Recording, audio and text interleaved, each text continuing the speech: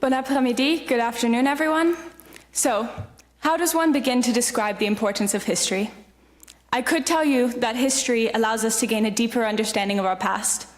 I could tell you that history paves the way for a greater understanding of our future.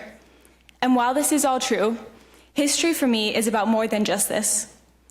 I have been so fortunate to take part in the Crestwood Preparatory College Oral History Project, which is a way of bringing history beyond the limits of our textbooks.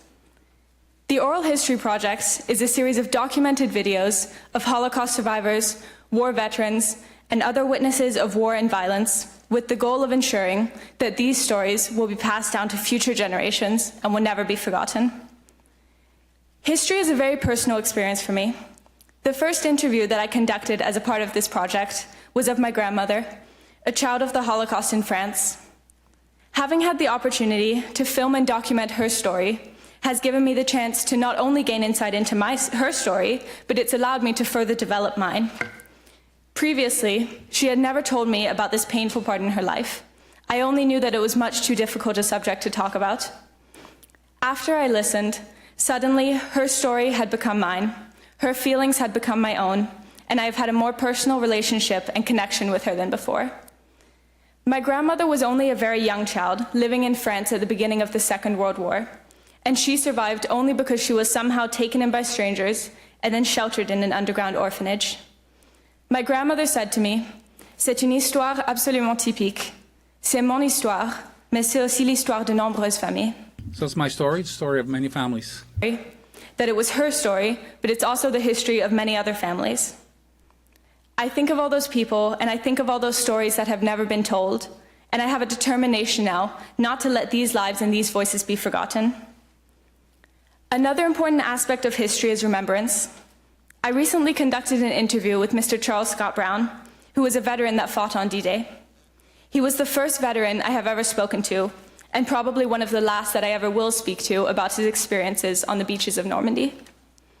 Listening to his story reminded me of my grandmother's, and I realized the interconnection of the two. Whenever I think about my grandmother's story, I remember the lives of the soldiers who helped to liberate Europe, and I'm always aware during these interviews that without these soldiers, without them marching onto those beaches in Normandy, my grandmother would not be here, and I certainly would not be here. We all have a shared history, and I only have a history because of the survival of my grandmother and because of military veterans like Mr. Charles Scott Brown. The times my grandmother has shared her story with me, she speaks emotionally of a brother who was killed during the Holocaust. As she was so young, she can only remember her brother now by a name and a number indicated in Convoi 68 du 10 février 1944, a name and a number amongst hundreds of others. Whenever I hear about her brother, it makes me realize the importance of remembering. History is about remembering not just the people that you know and the people who have lived to share their stories, but it's about remembering those who have not had their voices heard. While I do talk about history in a very personal way, how it has helped me, how it has given me such a deep connection when I hear the lives and the stories of people who have witnessed so much, there is another important aspect. When Holocaust survivors, war veterans, and other witnesses of war and injustice sit down with me and see that high school students actually want to sit down with them for 2, 3, or even 4 hours and listen to their testimonies, it's as if something magical happens, and we all become a part of something much larger than ourselves and our own individual lives. As part of the Oral History Project, I have also been fortunate enough to listen to a number of Indigenous people speak about their experiences and histories.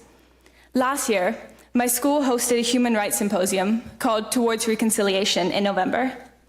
I was privileged to be able to interview and record some of their stories.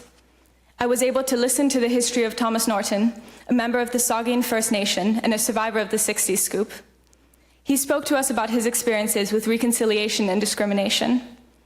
I was also able to conduct an interview with a woman named Iskway, an inspirational music artist from Winnipeg, who connects her music with her Irish and Cree roots. Through her music, she explores social activism and Indigenous issues.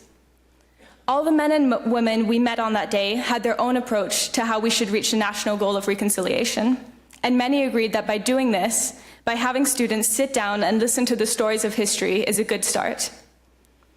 To me, history is about so many things, and it's about all of these stories. It's about remembering the past, It's about making connections with people. It's about respecting others. But most importantly, it's about listening and coming together as a community and sharing our stories.